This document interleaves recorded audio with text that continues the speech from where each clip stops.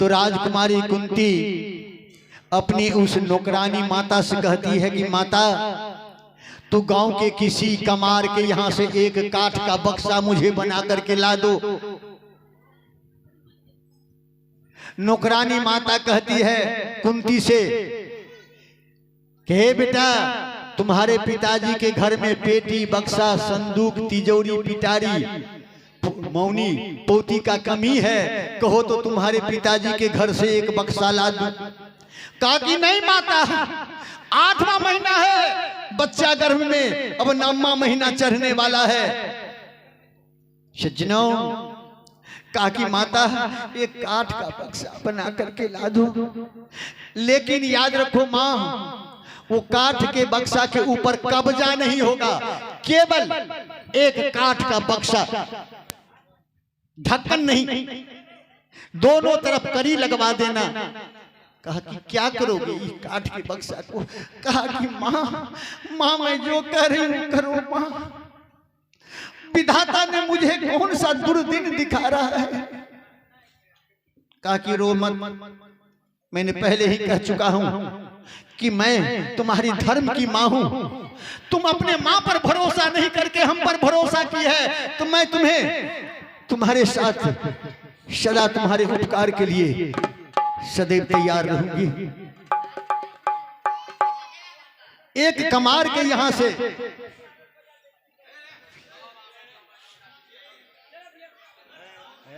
चला दियो, सस्ता से चला दियो।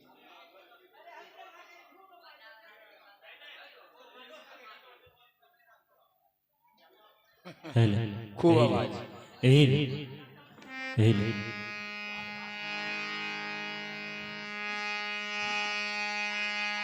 सीताराम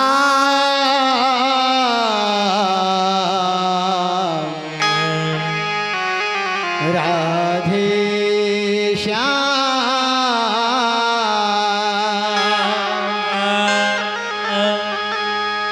बोलिए भक्तर भगवान की सरकार। जय जयकार में कटौती करे छिए त्या ई उपद्रव सब ये आफते आफत।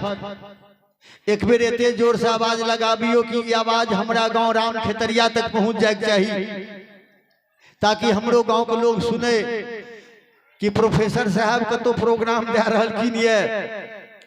बोलिए भक्तर भगवान की विश्वास करियो ई राम खेतरिया के कहे तो भगवान के धाम तक पहुंच गलखिन है आवाज, और भगवानों को पता चल गलन है कि जयकारा के जय घोष भ रही है। बोलिए भक्तर भगवान की जय। सज्जनों, काठ का बक्सा ला करके रख देती है। सज्जनों, समय आया 9 महीना के अंतिम दिन, अब मात्र 24 घंटा बचा हुआ है। 24 का बच्चा के जन्म से 24 घंटा पहले राजकुमारी कुंती के गर्भ में प्रसव दर्द अर्थात प्रसव वेदना आरंभ हो जाता है। जैसे हमारे घर की बहू बेटी जब बच्चा को जन्म देती है, उससे पहले प्रसव दर्द आरंभ हो जाता है। सज्जनों, रात्रि के समय में राजकुमारी कुंती को पुत्र जन्म की समय आया। वही नौकरानी माता बेचारी उस कुमारी कन्या कुंती को पकड़ धकर करके किसी तरह से प्रसव करवाती है, और ज्यों ही कुंती के गर्भ से एक सुंदर दिव्य बालक जन्म लेकर बाहर निकलता है, तो एक ही बार तो वो बच्चा आवाज लगाता है, चिहों कहा। एक तरफ वो बच्ची कुंती दर्द के मारे छटपटा रही है, दांत पर दांत दबाए हुए दर्द को देह में निजा रही है, पिरा रही है, और दूसरे तरफ ध्यान है कि अगर बच्चा कहीं रो दिया और बच्चा के रोने की आवाज रात का समय है, अगर बच्चा के रोने की आवाज इस शीश महल में गूंज गया तो लोग दौड़ करके आएगा, और जब यहाँ आकर के सारे लोग हमारा ये तमाशा देखेगा तो लोगों की आंख फटी की फटी रह जाएगी, और लोग यही कहेंगे कि देखो राजा कुंत भोज की इकलौती बेटी राजकुमारी कुंती को बिना ब्याहे अर्थात कुमार में ही एक बच्चा जन्म दे दिया है। सज्जनों, जो ही बच्चा रोना चाहा, राजकुमारी कुंती बच्चा के मुंह पर हथेली से उसके मुंह को बंद कर देती है और मन ही मन कहती है कि पुत्र रो मत बेटा, मैं कुमारी माता हूं।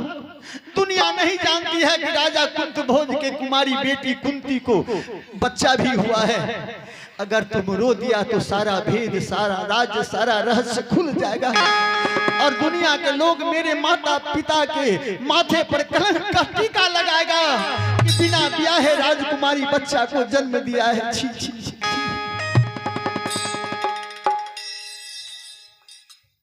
पुत्र मत रो बेटा, मत रो बेटा। सज्जनों, पुत्र के मुंह पर हथेली और एक हाथ से इशारा करती है अपने नौकरानी माता को। नौकरानी माता इसको संभाल करके बैठाती है। जो ही कुंती बैठी, दोनों हाथ जोड़ करके कुंती उस नौकरानी माता से कहती है, नौकरानी से कहती है, जो जन्म देने वाली है उसे तो मां कहते हैं, और जिसने हमारे बेटा को जन्म देने में मुझे सहयोग किया है, सहायता किया है, वो धाई माता कहलाती है। इसलिए हे मेरी धर्म की माँ, आज दिन से मैं तुझे धाई माता कह करके बुलाऊंगी। तू मेरी दुख की माँ हो, इस दुखिया का एक ही सहारा तू हो धाई माता। जिस राज को, जिस रहस्य को मैंने अपनी माँ से नहीं कह पाई, जो काम माँ को करना चाहिए था, आज तूने की है हमारी मदद। माता इशारा करती है, वो काठ का बक्सा जरा उतार करके मेरे पास लाओ। वो धाय माता कहती है, ये काठ का बक्सा तू क्या करोगी? कहा लाओ तो सही। कहा कि बोलो, तू पागल हो गई है? बच्चा को उठा करके अपने छाती से लगाओ, बच्चा को अपने छाती से लगा करके अपना दूध पिलाओ। कहा कि नहीं माता, वो समय नहीं है मेरे पास वो वक्त नहीं है माता, मेरे पास वो समय नहीं है। तो फिर क्या है? कहा कि वो काठ का बक्सा लाओ तो सही। उठा करके गुस्सा से, ताम से नौकरानी माता काठ का बक्सा ला करके राजकुमारी कुंती के आगे पटक देती है। कहा कि ये ले, क्या करेगी इसे? सज्जनों, इस नौकरानी से भी चुरा करके ये राजकुमारी कुंती अपने होने वाले बेटा के लिए सुंदर सुंदर बौर बिछौना, तोशक, तकिया बना करके पहले से अपने ही हाथ से तैयार करके रखी हुई थी। बच्चा के मुख पर हाथ दिए हुआ है कि बच्चा की आवाज ना निकले। उस बक्सा में तोशक बिछाया, फिर उस तोशक के ऊपर सुंदर उसी बक्सा के आकार का एक जाजिम बेडशीट बिछाया, छोटा सा एक तकिया दिया, और अपनी नौकरानी माता से कहती है कि माता, मेरे बेटा को इस काठ के बक्सा में डाल दो। काठ के बक्सा में डाल दूं? हम कहते हैं कि बच्चा को छाती से लगाओ। ये पागल तुम इसमें कहती हो डालने के लिए? कहा कि हाँ माँ, मेरे बेटा को इसमें सुला दो। बच्चा को उस बक्सा में सुला देती है, ऊपर से एक पतला सुंदर चादर उड़ा देती है। और नौकरानी माँ से कहती है कि माता माता ए माता, उस मटकुड़ी में लय है जिसको शास्त्र के भाषा में मोम कहा गया है, जिस पर कोई भी चीज देख करके चिपकाया सटाया जाता है। ए मेरे मालिक, उस बक्सा के चारों तरफ लय लगा देती है और एक पतला कपड़ा उस बक्सा के ऊपर चिपका देती है। सज्जनों,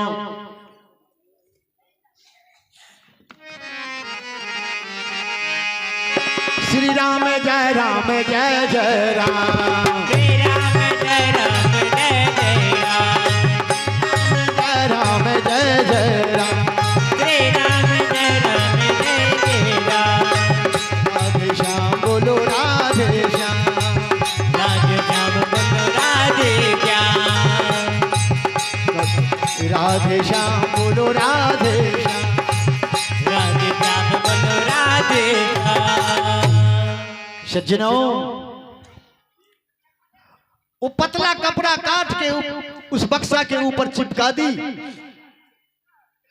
और हाथ जोड़ करके उस नौकरानी माता से कहती है, धाय माता इस काठ के बक्सा को अपने माथा पर उठाओ और मैं जहां जा रही हूं इस बक्सा को मेरे पीछे पीछे लिए आओ। अब नौकरानी के समझ में यह बात नहीं आ रही है कि आखिर यह करना और कहना क्या चाह रही है। कहा कि ये काठ का बक्सा मैं सर पे उठाऊं और इसे कहां ले जाऊं। कहा कि माता ये काठ के बक्सा तुम अपने सर पे उठाओ और चलो, मैं जमुना नदी की ओर जा रहा हूं। कहा कि वहां क्या करोगे। कहा कि माता, इस कलंक के पोटड़ी को, इस कलंक के मोटड़ी को चलो जमुना नदी में फेंक आते हैं ताकि लोग जान न पाए कि राजा कुंतभोज की इकलौती बेटी कुमारी कन्या कुंती को बिना ब्याहे बच्चा भी हुआ था। तो इस कलंक के मोटड़ी को पानी में फेंक देते हैं। सज्जनों, नौकरानी माता रोने लगती है। तू कैसी माँ हो। कहा मैं कुमारी माँ हूं। ये पागल तुम कैसी माँ हो। कहा कि मैं अभागन माँ हूं जो असमय अपने बेटा को जन्म दिया है।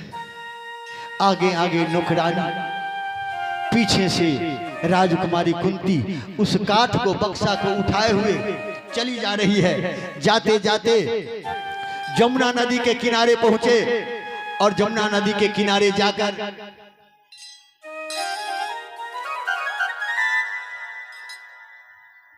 उस काठ के बक्सा को तेज धारा जमुना नदी के उस पानी के ऊपर रखा। पानी के ऊपर वो काठ का बक्सा जो है डेंगी नाव की तरह डोल रहा है।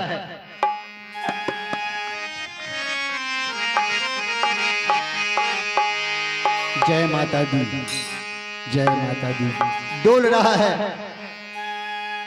एक बार वहां नदी के उस तेज धारा के ऊपर मोम के ऊपर से उस कपड़ा को केवल मुख तक हटा करके अपने कवच और कुंडलधारी दिव्य बालक के चेहरा को देखकर निहारती है। आंख से गंगा जमुना की धारा जैसे आंसू बह रही है और अपने पुत्र से दोनों हाथ जोड़ करके क्षमा मांगती है। यह कुमारी माता क्या कहती है। देखी देखी तो हरो सूरतिया रावई हो यहो, कौन रे जन्म के विधाता, बदला चुकावई हो यहो, कौन रे जन्म के विधाता।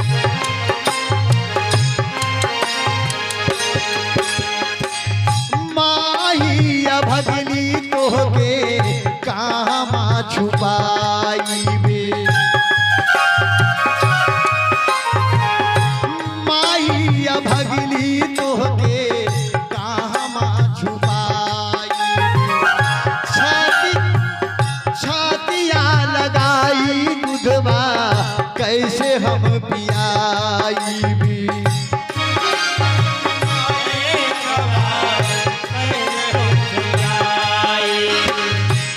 बेटा पुत्र, तुम इस ऐसे समय में आए हो इस संसार में मेरे गर्भ से कि मैं यह रहस्य खोल नहीं सकती हूँ और मुख से बोल नहीं सकती हूँ। दुनिया के लोगों के नजर से मैं तब तक बचना चाहूंगी जब तक मैं इस राज को छुपाए रखूं। भगनी तो के कहाँ छुपाई, छातियाँ लगाई दूधवा कैसे हम पियाई।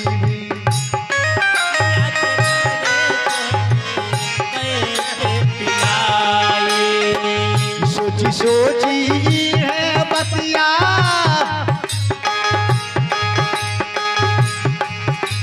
सोची सोची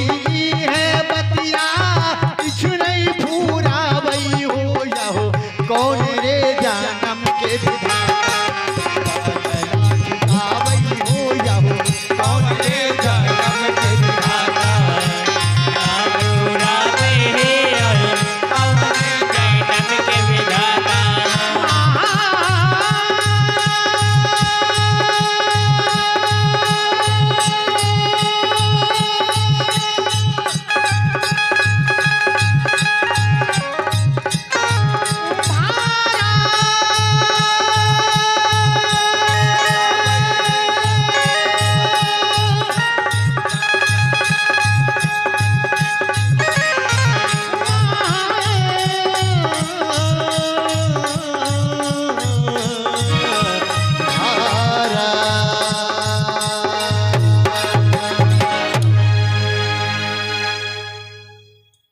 बेटा, पुत्र, पुत्री सौभागिन माँ को क्षमा करना बेटा।